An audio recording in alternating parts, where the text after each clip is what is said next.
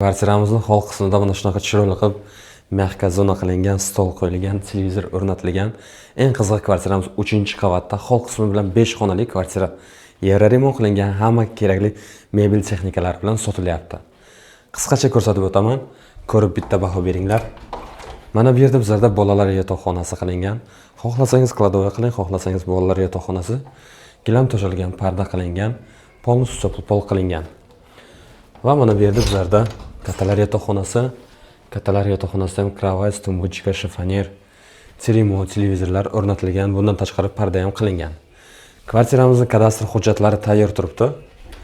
Bir kunda afruz qilib olishingiz mumkin. Bu yerda esa bizlarda mehmonxonaga ham ahamiyat bering. Mягкая zona qilingan, konditsioner o'rnatilgan, parda, gilam, televizorlar qilingan, lustra ilib qo'yganlar chiroyli qilib. Va bizlarda mana bu yerda eshiklarga ham ahamiyat bering. Krashini MDF qilingan. Yana bitta yotoqxona. Bu yerda ham xohlasangiz kattalar yotoqxonasi yoki bolalar yotoqxonasi qilish mumkin. Bu yerda esa bizlarda oshxona. Oshxonamizda ham kuxonniy garnitura, xolodilnik, gazli plita, вытяжкалар o'rnatilgan. Двухконтурный котел qilingan. Adres Ozod Sharq, orientir Korzinka bo'lyapti yoki областная больница. Bu yerda bizlarda mana shunaqa koridor, asosiy kirib kelishimiz eshigi prixoja mebel qilganlar va men yoqtirgan narsa bu razdельный санузел.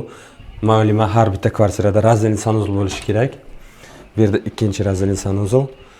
Ko'rishlaringizdek hamma mebel texnikalari bilan 108 kvadrat 3-qavatda, hovli qismi bilan 5 xonali kvartira. Narxini 120 ming deyaptilar. Yana savdosi bor. Kimga qiziq bo'lsa, telefon qilinglar, yana arzonroq qilib olib beramiz. Ko'rishguncha.